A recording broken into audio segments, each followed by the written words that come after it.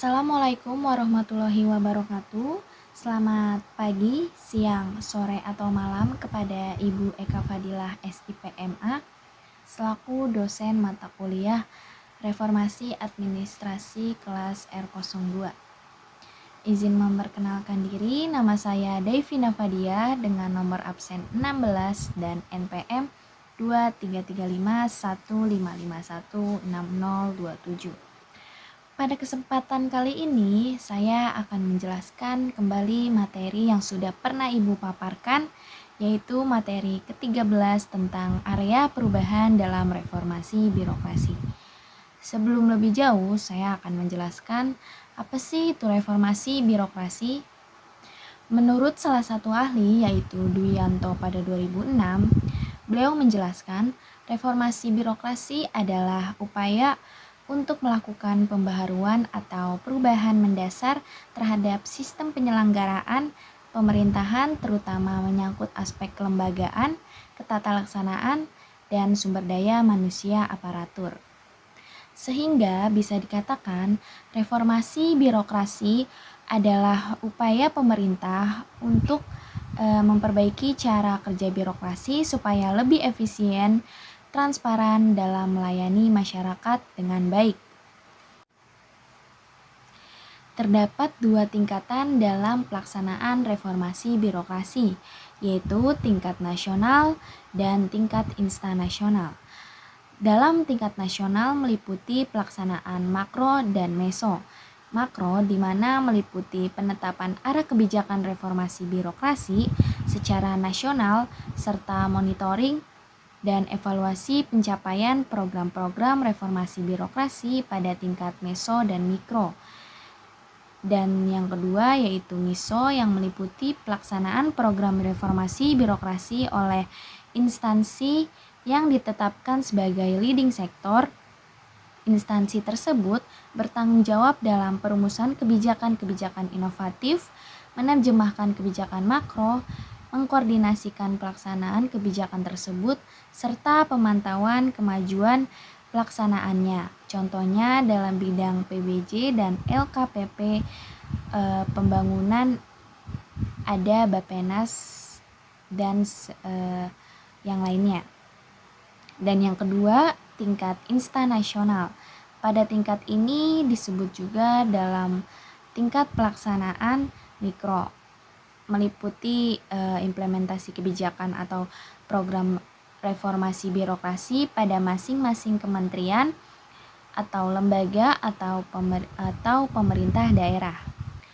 Nah, sejak tahun 2010, pemerintah sudah menyusun Grand Design Reformasi Birokrasi sampai 2025 dan terdapat 8 area perubahan yang besar yang menjadi fokusnya. Jadi yang pertama itu terdapat manajemen perubahan, yang kedua deregulasi kebijakan, yang ketiga penataan dan penguatan organisasi, yang keempat penataan tata laksana, dan yang kelima penataan sistem manajemen SDM aparatur, yang keenam penguatan akuntabilitas, yang ketujuh penguatan pengawasan, dan yang kedelapan peningkatan kualitas pelayanan publik. Jadi saya akan menjelaskan yang pertama dahulu yaitu manajemen perubahan. Pada area ini fokusnya pada mengubah pola pikir dan budaya kerja ASN supaya lebih adaptif, profesional, dan inovatif. Contohnya, di Kementerian Keuangan terdapat program Integrity Zone yang mendorong setiap pegawai untuk memiliki budaya kerja yang bersih dari korupsi dan responsif terhadap perubahan digital. Dan contoh lainnya di beberapa kantor pelayanan pajak kita bisa melihat para pegawainya lebih terbuka dan ramah, beda dari birokrasi yang sebelumnya yang masih kaku dan lamban.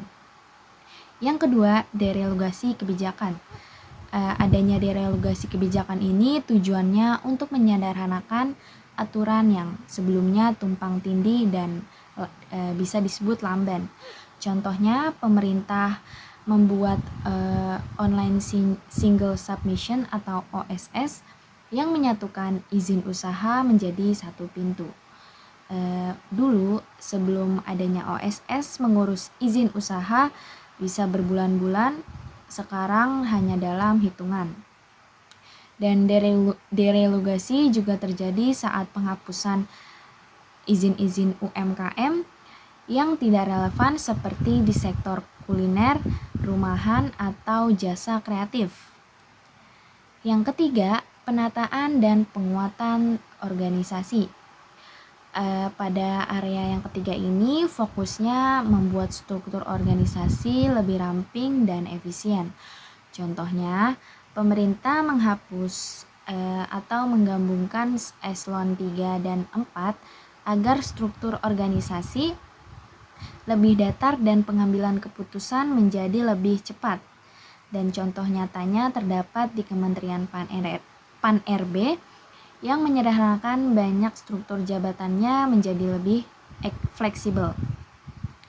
Yang keempat, penataan tata laksana. Ini soal sistem kerja yang lebih efisien melalui digitalisasi. Contohnya, pemerintah menerapkan SPBE atau sistem pemerintah berbasis elektronik.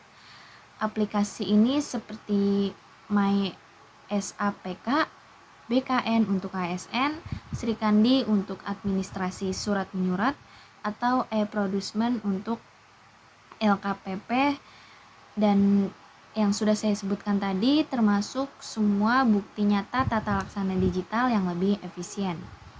Yang kelima, penataan sistem manajemen SDM aparatur. Pada yang kelima ini fokusnya untuk meningkatkan kualitas pegawai pemerintah melalui sistem rekrutmen dan promosi berbasis kompetensi. Jadi contohnya itu sekarang seleksi CPNS sudah 100% memakai sistem CAT atau Computer Assisted Test yang transparan dan real time. Jadi ketika kita mengikuti tes tersebut, kita langsung bisa melihat nilai kita. Promosi yang kedua yaitu promosi jabatan berbasis merit di KPK dan BKN adalah contoh sistem SDM berbasis profesionalisme dan integritas.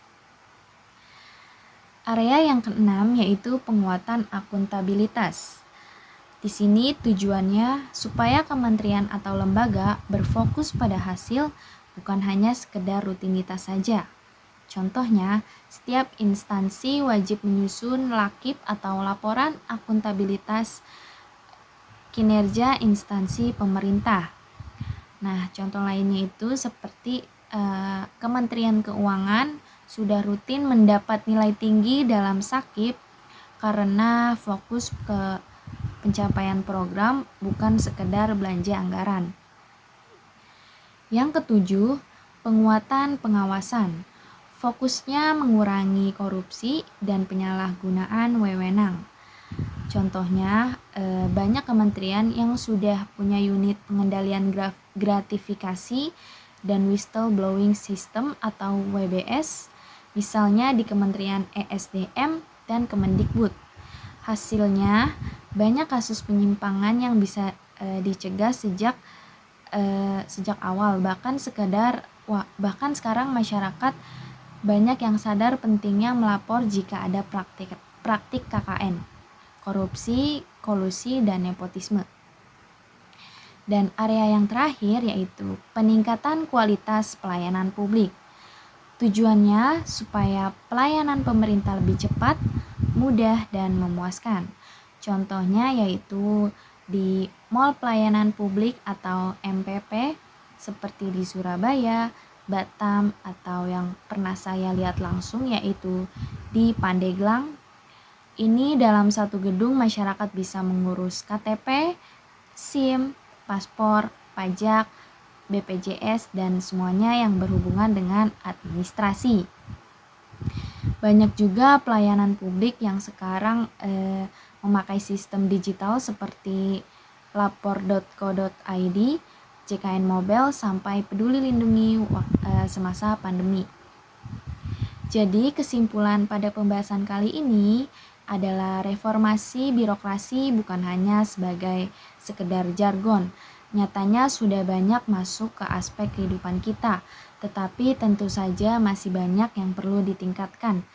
Tugas kita sebagai masyarakat adalah menjadi warga yang kritis, mendukung yang baik, dan terus mendorong perubahan ke arah yang lebih baik. Sekian yang hanya itu yang saya bisa sampaikan. Kurangnya mohon dimaafkan dan lebihnya semoga bermanfaat bagi kita semua. Saya Daivina Fadia mengucapkan terima kasih dan wassalamualaikum warahmatullahi wabarakatuh.